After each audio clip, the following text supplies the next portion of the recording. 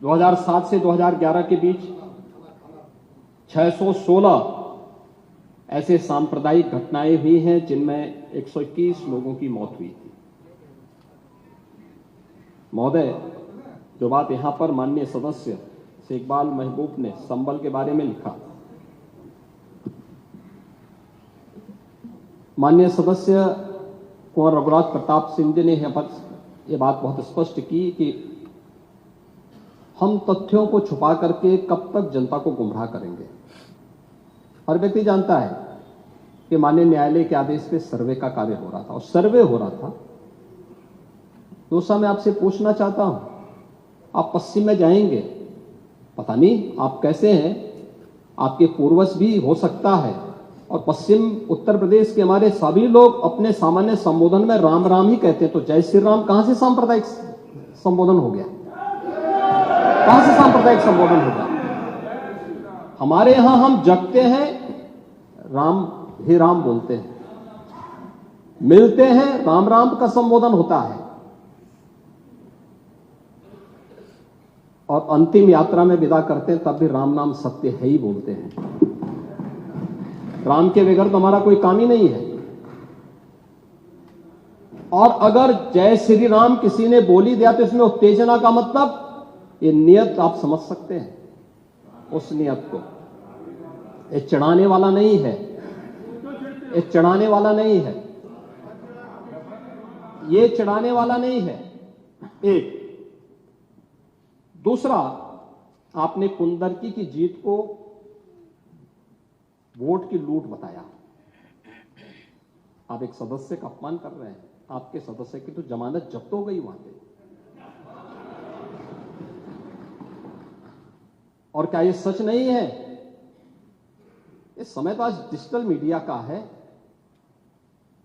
वहां का पठान, वहां का शेख सब कह रहे साहब हमारे पूर्वज तो हिंदू थे और आप भी, आपके पूर्वज भी हिंदू थे। क्या ये सच नहीं है? और क्या ये सच नहीं है कि देशी और विदेशी मुसलमानों की आपसी भिड़ंत है जो वर्षों की लड़ाई को लेकर के वहां चल रहा है? आप लोग सच पे पर्दा डालने का प्रयास कर रहे हैं, लेकिन एक चीज नोट करना कि सूर्य को, चांद को और सत्य को बहुत देर तक छुपा कोई नहीं सकता है, और सत्य जरूर सामने आएगा। और उसी सत्य के बारे में कहा जा रहा है। नेता प्रतिपक्ष कह रहे थे कि वहां की स्थिति ऐसी है कि अगर मंदिर आ भी जाएगा, मंदिर बन जाएगा। मैं कहता हूं, ये तो बाबरनामा भी कहता है कि हर मंदिर को तोड़ करके एक ढांचा खड़ा किया गया। आप तो एक श्रेष्ठ ब्राह्मण कुल में आपने जन्म लिया है। आप तो भारत के पुराणों की परंपरा पर विश्वास करते हैं। हमारा पुराण भी इस बात को कहता है कि भगवान विष्णु, श्री हरि विष्णु का 10वां अवतार संबल में ही होगा, उसी संबल में होगा।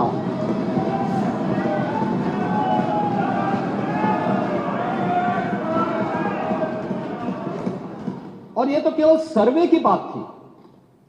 माननीय न्यायालय के आदेश पर जिलाधिकारी का मतलब जिले का एडमिनिस्ट्रेटिव हेड, पुलिस अधीक्षक उस जिले की पुलिस फोर्स का मुखिया है। इनका दायित्व है कि शांतिपूर्ण तरीके से किसी सर्वे के कार्यक्रम को वहां पे संपन्न करना, माननीय न्यायालय के आदेश को अक्षरशः अनुपालन करना। और सर्वे 19 नवंबर को भी हुआ, 21 नवंबर को भी हुआ, 24 नवंबर को भी सर्वे का कार्य चल रहा था। क्या यह संभव है? नहीं, 21 को संपन्न नहीं हुआ था। ये लगातार सर्वे का काम चल रहा था। और सर्वे के कार्य के दौरान पहले 2 दिन कोई भी शांति भंग नहीं हुई। तीसरे दिन जब 23 नवंबर को जुमे की नमाज के पहले और जुमे की नमाज के दौरान जिस प्रकार की तकरीरें दी गई, उन तकरीरों के बाद माहौल खराब हुआ और फिर उसके बाद जिस प्रकार की स्थितियां की गई थी वो सबके सामने थी। और इसलिए मैं कह रहा हूं, हमारी सरकार ने तो पहले ही कहा कि हम जुडिशियल कमीशन बनाएंगे। ये एक्ट के अंतर्गत ही कमीशन बना हुआ है। माननीय सदन में उसकी रिपोर्ट भी आएगी। दूध का दूध और पानी का पानी सबके सामने आएगा। मैं केवल एक बात कहना चाहता हूं कि अगर संभल के बारे में हम जब बात करते हैं महोदय, एक लंबा सिलसिला है इस संभल का। और अगर मैं संभल की जब चर्चा करता हूं तो संभल में कैसे माहौल खराब किया गया वहां पे।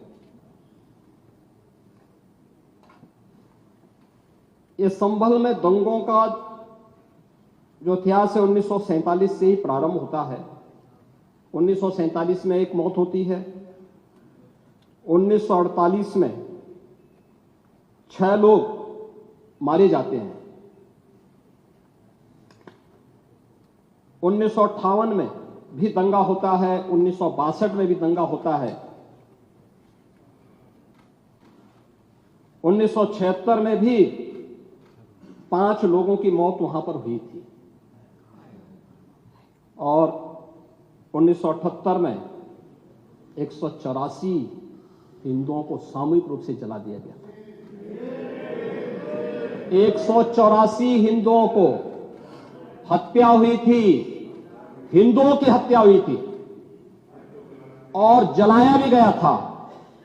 और 184 हिंदू मारे गए थे वहां। 184। मैं वही तो कह रहा हूं ना, आप उस सच को स्वीकार नहीं करेंगे, आप उस सच्चाई को स्वीकार नहीं करेंगे। और लगातार कई महीनों तक वहां कर्फ्यू था। 1980 में फिर दंगा हुआ था, एक मृत्यु हुई। 1982 में फिर दंगा हुआ, एक मृत्यु हुई। 1986 में 4 लोग मारे गए। और 1990 फिर 1992 में 5 मौतें हुई। 1996 में 2 मौतें हुई। ये लगातार ये सिलसिला चलता रहा। 1947 से लेकर के अब तक 209 हिंदुओं की निर्मम हत्या वहां हुई है संभल के अंदर। 209 हिंदुओं की। और एक भी बार किसी ने उन निर्दोष हिंदुओं के लिए कभी 2 शब्द नहीं कहे, उनके प्रति, उन परिवारों के प्रति संवेदना के शब्द नहीं कहे। महोदय, जो आज घड़ियाली आंसू बहा रहे हैं, ये लोग कभी भी उन निर्दोष हिंदुओं के बारे में कभी 2 शब्द नहीं कहे। वहां पर 1978 में जो दंगा हुआ था महोदय, किस प्रकार की स्थिति थी। एक वैश्य जिसने सबको उधार दे रखा था पैसा, और उस बात को मानता था कि साहब मैं तो सबको पैसा देता हूं, मेरे यहां तो सब व्यवसाय के साथ जुड़े हुए हैं। अगल बगल के हिंदू दंगा होने के बाद उनके घर में इकट्ठे होते हैं। इकट्ठा होने के बाद उनको घेर लिया जाता है। घेरने के बाद वो बोलते हैं, भाई आप हमें क्यों घेर रहे हैं। कहा जाता है, नहीं, क्योंकि तुम इन हाथों से पैसा मांगोगे, इसलिए उनके हाथ काटे जाते हैं, फिर उनके पैर काटे जाते हैं और फिर उनका गला रेंध करके हत्या होती है। ये लोग सौहार्द की बात करते हैं। शर्म नहीं आती इन लोगों को सौहार्द के बारे में चर्चा करने में। 1978 से जो मंदिर आज निकल रहा है, 1978 से इन लोगों ने कभी खोलने नहीं दिया उस मंदिर को। जो आज बजरंगबली का मंदिर निकल रहा है, जो वहां पर आज 22 कुएं किसने बंद किए थे, इन 22 कुओं को भी वहां पे बंद किया गया। और वहां का माहौल इतना तनावपूर्ण किसने बनाया था? ये पत्थरबाज कौन थे? एक भी गिरफ्तारी बिना साक्ष्य के नहीं हो रही है। और याद रखना, जिसने पत्थरबाजी की होगी, जिसने माहौल खराब किया होगा, उसमें एक भी बचने वाला भी नहीं है।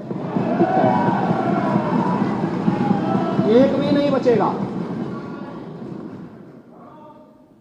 हम माननीय उच्चतम न्यायालय के आदेश का पालन करते हैं, सम्मान भी करते हैं। और क्या संविधान को आप मान रहे हैं? क्या आप लोग संविधान के प्रति सचमुच वचनबद्ध हैं? मैं तो धन्यवाद दूंगा माननीय अध्यक्ष जी को इस बात के लिए कि आज उन्होंने संविधान की मूल प्रति यहां पर दी। बाबा साहब भीमराव अंबेडकर जी ने 26 नवंबर 2049 को जिस संविधान को बनाकर के देश को सौंपा था, उस मूल संविधान की प्रस्तावना को एक बार पढ़िए। मौलिक कर्तव्यों के बारे में, मौलिक अधिकारों के अध्याय के चित्र को देखिए। अलग अलग उन आर्टिकल के उस पृष्ठों का अवलोकन करिए। आपको उसमें राम भी नजर आएंगे, कृष्ण भी नजर आएंगे। लंका दहन के उपरांत बजरंगबली भी नजर आएंगे। ज्ञान का उपदेश देने वाले बुद्ध भी नजर आएंगे।